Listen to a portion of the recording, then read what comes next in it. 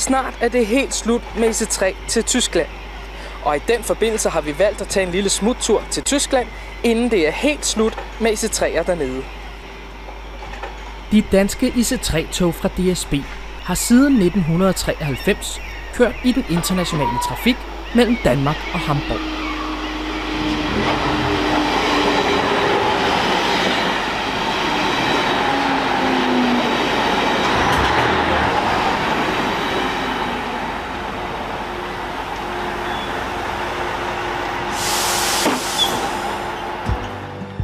De blev indsat første gang den 23. maj 1993 som Eurocity mellem København og Hamburg via Rødby-Puttgarden-overfarten. 17 af DSB's IC3-togsæt blev udrustet med tysk signalsystem og tysk radioudstyr for at kunne køre i Tyskland. I perioden mellem 2007 og 2017 har kørslen mellem Hamburg og Aarhus og mellem Hamburg og København også været med tyske ICE TD-togsæt. Men stadig IC3'er på nogle få afgange indimellem i den periode.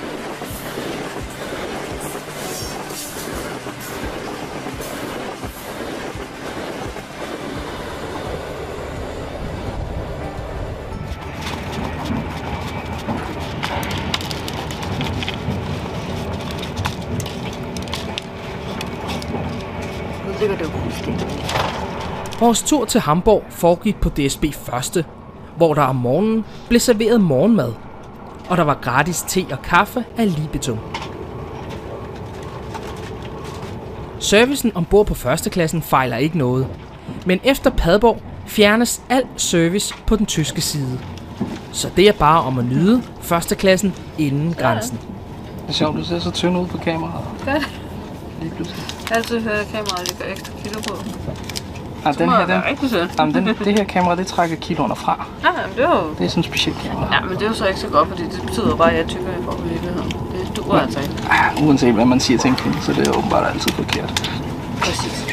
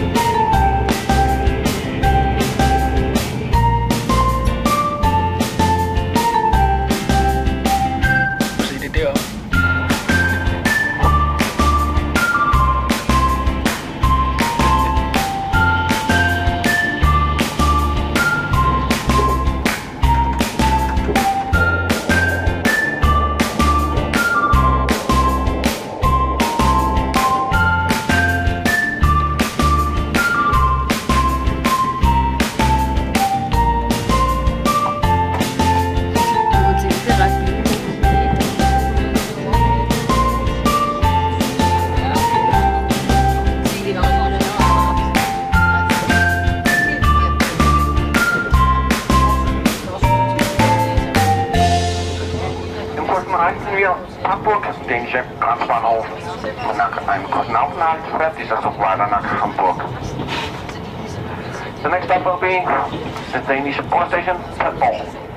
After a short stop, the train will continue to Hamburg. I år er det 30 år siden, at de første IC3'er kørte til Tyskland. Og snart er det historie.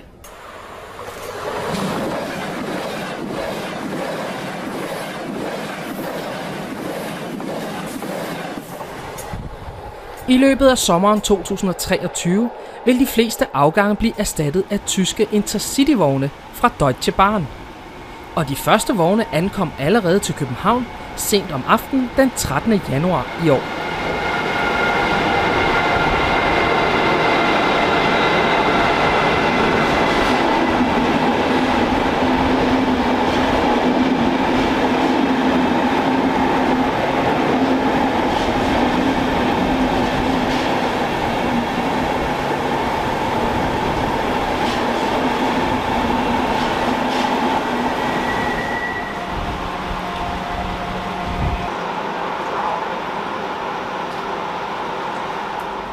Vognene blev efterfølgende rangeret ud til Belvedere, hvor de skal bruges til uddannelse for både togfører og lokomotivfører, inden de sættes i drift.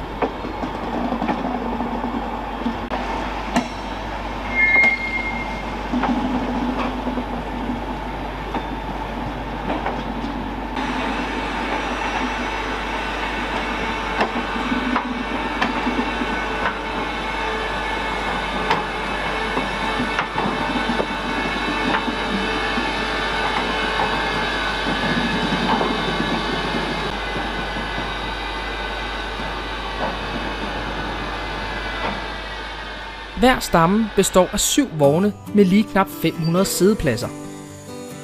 Dermed øges kapaciteten betydeligt i forhold til IC3'ernes antal siddepladser. De fleste IC3-afgange i dag køres med kun 2 togsæt, hvilket giver omkring 300 siddepladser. De tyske Intercity-vogne vil også have en hel vogn med første klasse, både som kupéer med 6 pladser, men også storrumskupé.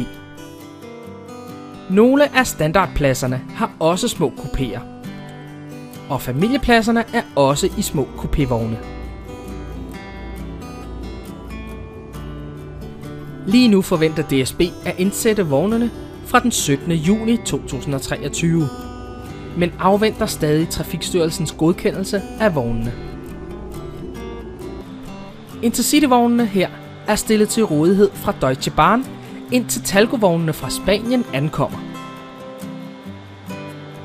Det er nemlig på grund af forsinkelse i leveringen af Talgo-vognene, at DSB har været nødsaget til at finde alternative vogne til Vectron-lokomotiverne, som skal trække stammerne hele vejen til Hamburg fra Danmark.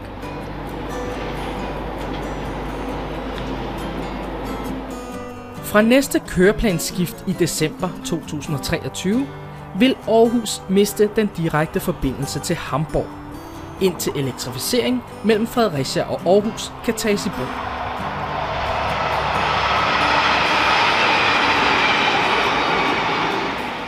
Alle IC3'er skal nemlig ombygges til ETCS, men mister så det tyske sikkerhedssystem. Og EB'erne kan først komme til Aarhus, når der er strøm hele vejen derop. Intercity-systemet mellem Flensborg og Fredericia kommer stadig til at køre til og med 2024. Men hvad der skal ske herefter er stadig usikkert.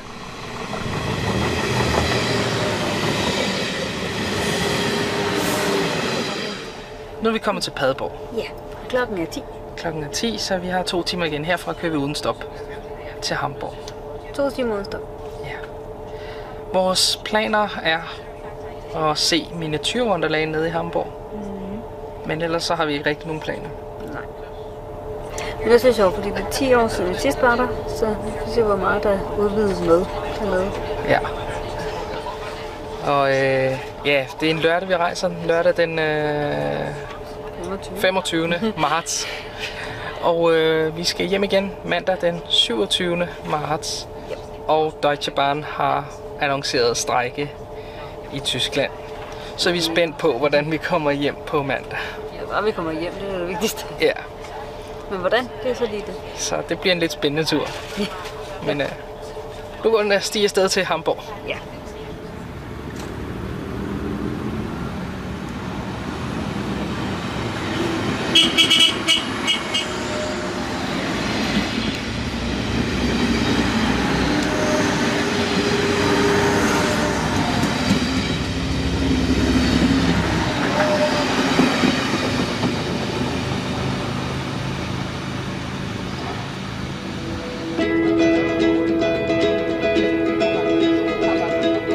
Her så slår toget et sving, og så skal vi op og køre på den bro der. Vi kører det ud, og så kommer vi rundt, og så kommer vi op der. Og så kan vi komme over på den anden side af vandet.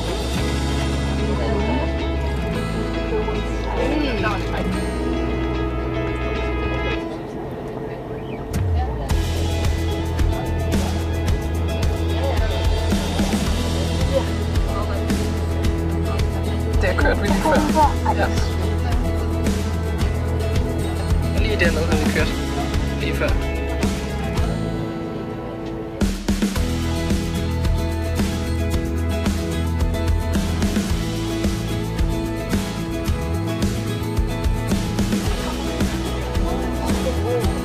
og lige se, hvilken side der bliver.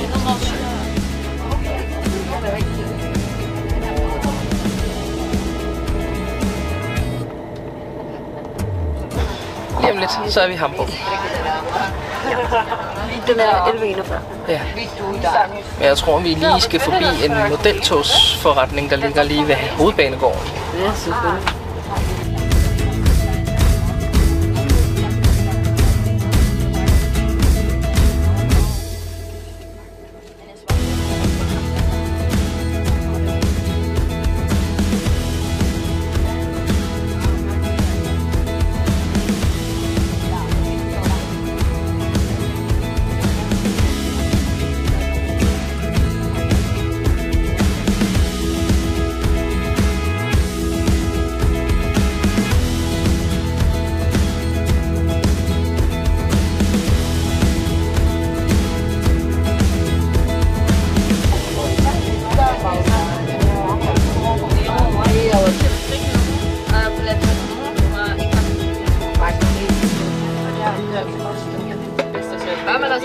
Ladies and gentlemen, our next stop, Hamburg Central Station.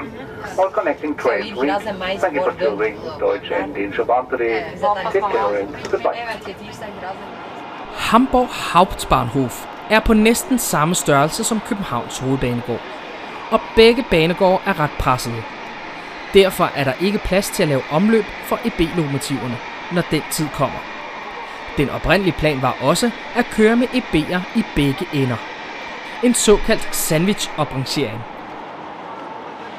Men dette kan desværre ikke lade sig gøre alligevel. Det skyldes tekniske udfordringer, når toget holder på Padborg station. Her ligger overgangen mellem dansk kørestrøm og tysk kørestrøm midt på perronen. Og når toget holder stille, vil den ene EB holde i dansk kørestrøm, mens den anden i tysk kørestrøm. Dette giver nogle besværligheder ved igangsætning.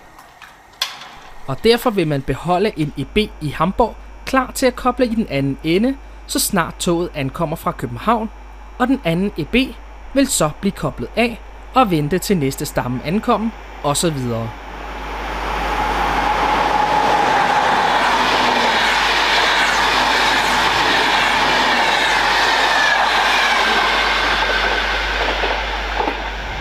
Men nok om det, for nylig blev der annonceret, at DSB alligevel vil anskaffe sig styrvogne til Talgovognene. Da DSB i sin tid bestilte Talgovognene, fandtes der ikke styrvogne. Men det har Deutsche Bahn valgt at betale ekstra for at få udviklet og designet til deres togstammer. Og dermed kan DSB nu også bestille styrvogne. Samtidig fordobler DSB bestillingen af togstammer fra 8 til 16 stammer med hver 15 vogne.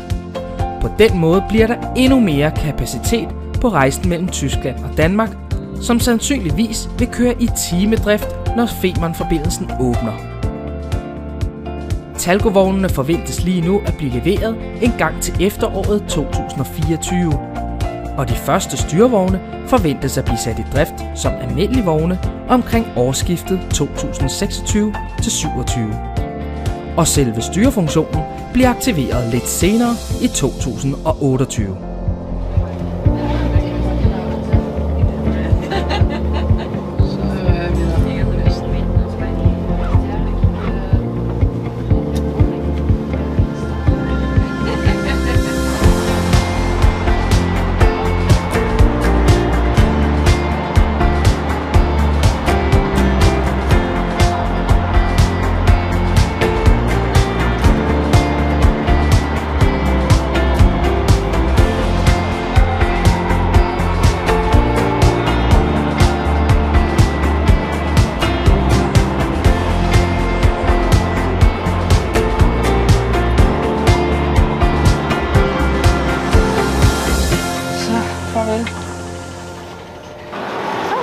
Så er vi i Hamburg.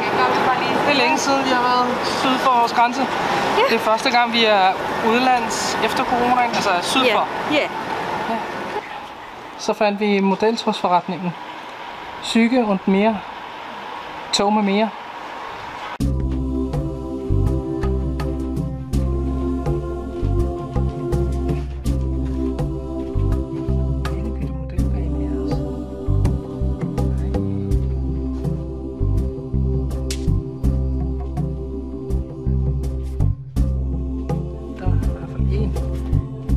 udvikling her.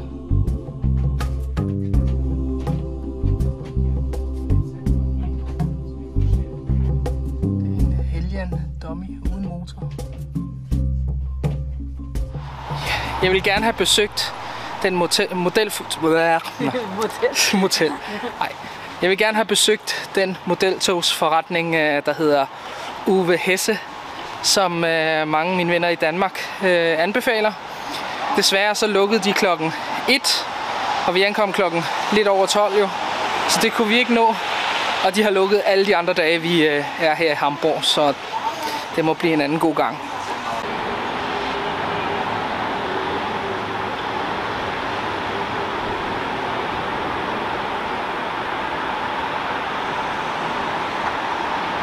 Vi skal så bo på Ibis Hotel, Ibis City Hamborg, og vi har så fået et fint standardværelse, men hvad vi ekstra har fået, udsigt til jernbanen.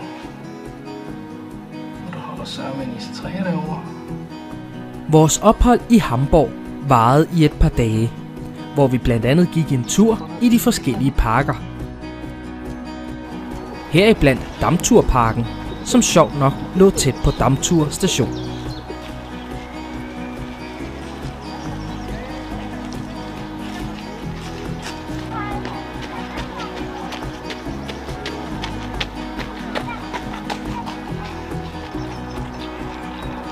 Eller er det sådan en space-hotel?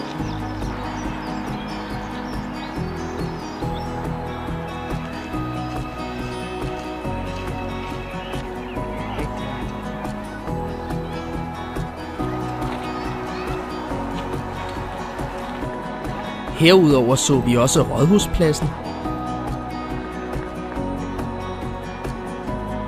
og vi kom op i tårnet på Sankt Michaelskirken, hvor der er udsigt over hele byen.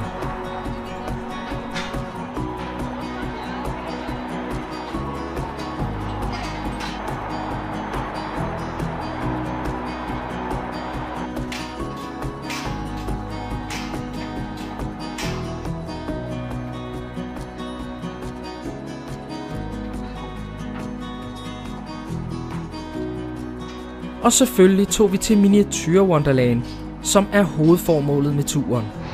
Miniature Wonderland kan man også se herfra. Hamborg Miniature Wonderland er den største modeljernbaneudstilling i verden. Og med en størrelse på 1500 kvadratmeter, så når du at bruge rigtig mange timer her. Ja, så er nu er vi i Miniature Wonderland i Hamborg. Så er spørgsmålet, hvor vi skal starte henne. Der er jo lande her, og der er også Danmark. Men vi kan starte med Tyskland, gå til Italien, Schweiz, så Sydamerika, og så må vi finde Danmark senere. Hamborg Miniature Wunderland har eksisteret siden 2001 og har i dag et areal på 1500 kvadratmeter, der rummer over 1000 tog på næsten 16 km spor. Der er godt nok kø på motorvejen. Hertil følger lidt over 9000 biler, hvor nogle af dem er kørende. Derudover er der 265.000 figurer, hvor der godt kan være udstillet lidt pudsige hændelser, hvis man kigger godt efter.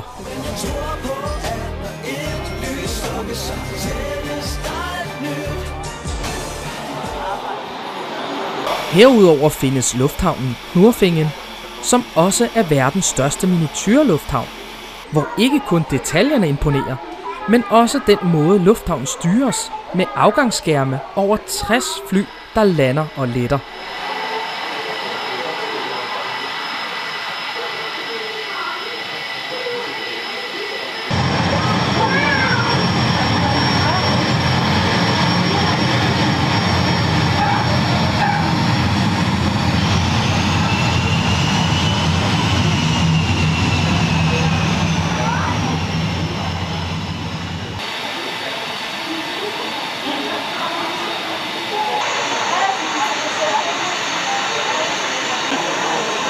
Skub for satan, vi skal flyde afsted.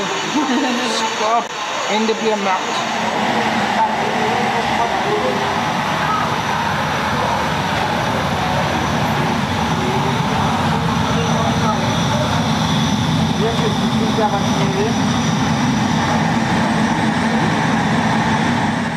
Dagene skifter også, og hvert kvarter går solen ned, og nattelivet starter. Så er der koncert.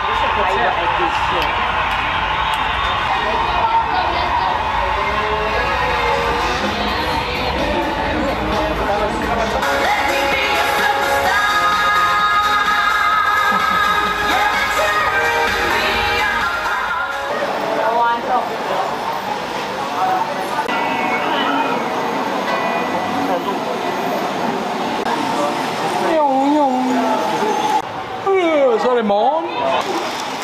Miniaturwunderland er Tysklands mest populære turistattraktion og har Guinness verdensrekord som største modeljernbaneudstilling i verden.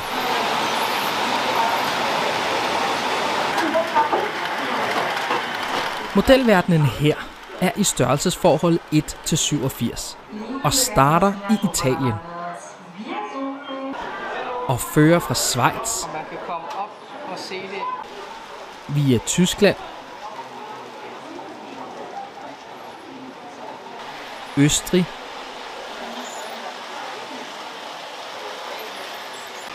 Skandinavien og helt til Amerika. Vegas. Alt er computerstyret, og her sidder medarbejdere, der overvåger trafikken, som det var i den virkelige verden. Hvis der er nu noget, der Selv de små og store begivenheder. For eksempel, hvis brandvæsenet skal rykke ud. kan I se der er på vej.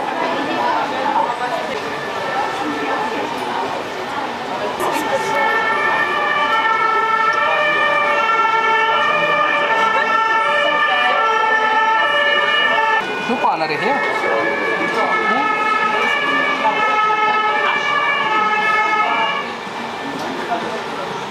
Det ryger.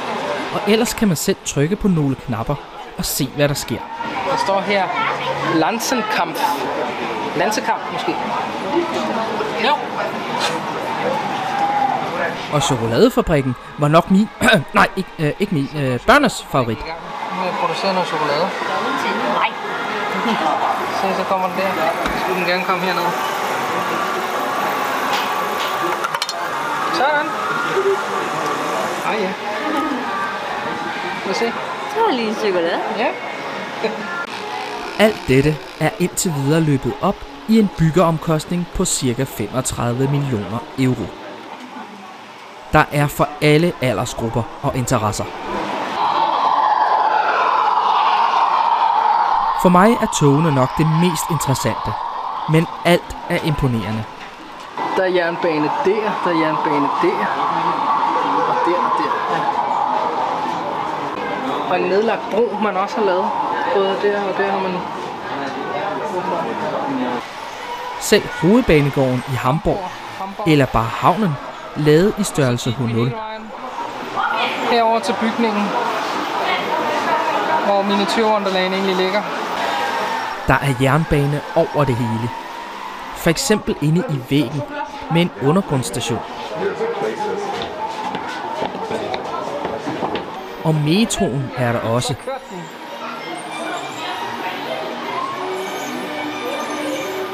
Og selv under gulvet, som vi går på, er der jernbane, som forbinder det hele.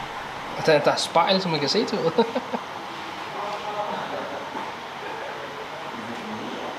Ja, jeg sidder hernede på gulvet.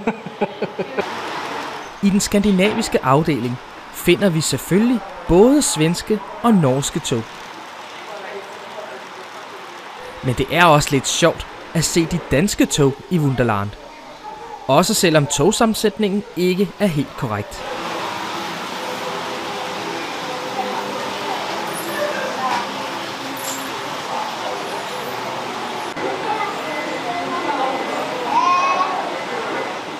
Og vi finder også Storebæltsbroen, som er den største modelkonstruktion i hele verden og har også Guinness verdensrekord. Den er lidt over 10 meter og vejer 40 kilo. Sådan en model Storebæltsbro.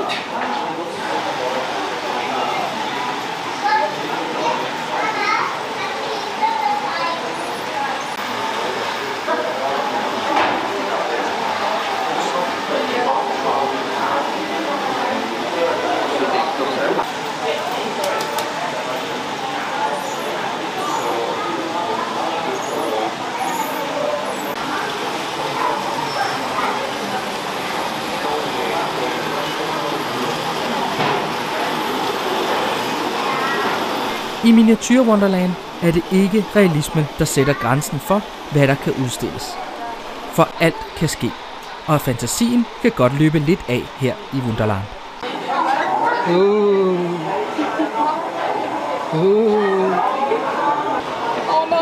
red min bil! Så bliver der sendt et rumskib afsted. Jeg tror, at astronauterne har været lidt for længe om det, fordi julemanden er allerede landet deroppe. Sammen med hjælper. Randstyr prøvede lige at hoppe over, men nu er det gået at stå.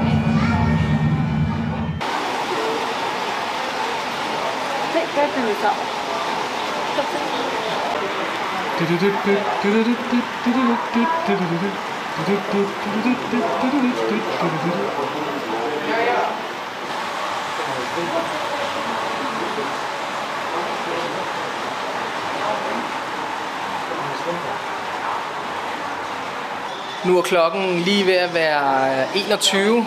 Der er en time til de lukker, og derfor er der faktisk rigtig god plads herinde i Miniature Wonderland. Så en anbefaling herfra, det er at komme efter spistid, det vil sige omkring klokken 18. Så har I lige omkring 4 timer. Så har I 4 timer til at gå rundt her, og der er ikke så crowded, der er ikke så mange mennesker. Så det er fantastisk.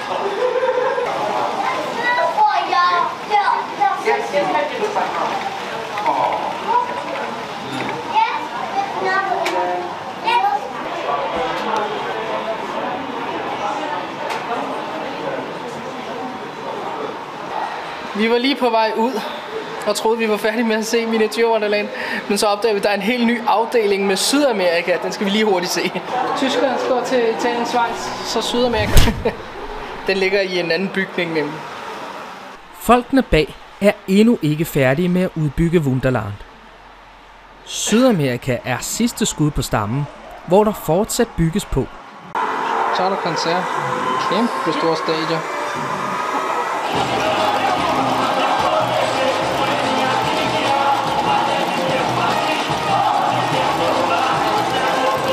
Herudover kommer også Antarktis og regnskoven. Her skal en regnskov ligge. Så de 4 timer, jeg nævnte, er slet ikke nok. Så brug gerne en hel dag på Miniature Wunderland.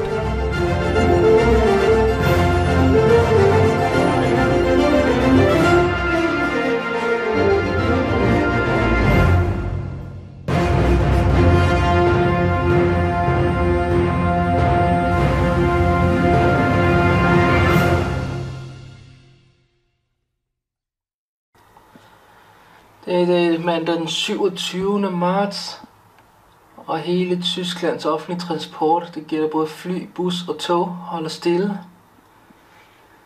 De strejker alle sammen, så alle togene holder stille derude, og vi skal nu så finde ud af, hvordan vi kommer hjem.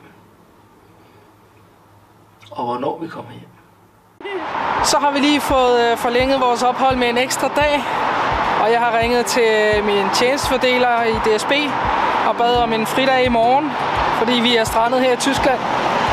Lidt ærgerligt, fordi jeg havde sådan set glædet mig til den Nykøbing-tjeneste, jeg havde i morgen, men der er ikke noget at gøre, vi kan jo ikke komme hjem. Så har vi også prøvet det. Ja.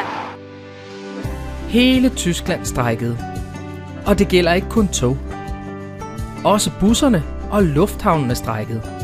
Så derfor kunne vi heller ikke flyve eller tage en bus hjem. Det var fagforbundet EWG, som havde varslet strejke i 24 timer. På grund af den høje inflation krævede de ansatte en lønstigning på 10,5%, svarende til ca. 3700 danske kroner mere om måneden. Deutsche Bahn og flere andre offentlige selskaber har tilbudt deres ansatte maks 5% mere i løn. Derfor lå banegårdene stille. Afgangstavlerne tomme og tomme perroner. Et særsyn på sådan en stor banegård som Hamburg Hauptbahnhof. Heldigvis kunne vi dagen efter opleve en travl jernbane igen, og vi kunne så vente på toget hjem til Danmark.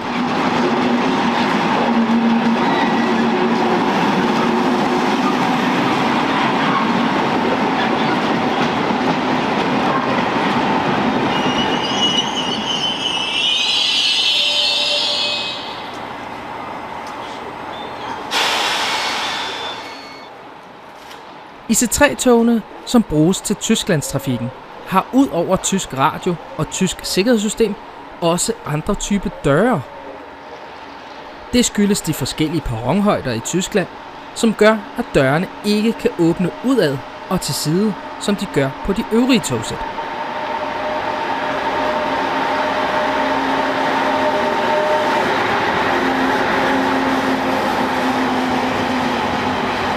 I stedet åbner dørene kun en smule udad, og derefter hurtigt glider til side.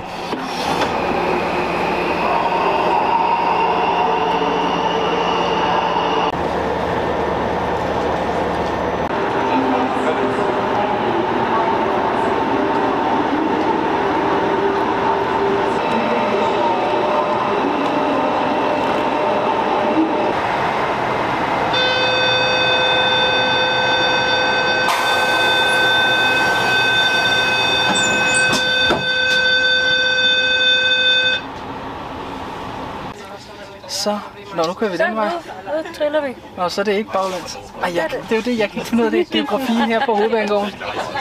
Nej, det er okay. Nå. Det er okay. Jeg tror, vi skulle den vej. Nå. Ja, vi skal... Nej, jeg syder den vej. Vi skal mod nord. Ja. Nej, ikke den vej. Nå, så. Hvad vej så? Den anden vej. Og nu kører vi, og nu er vi på vej hjem til En dag senere. Ja. Ja.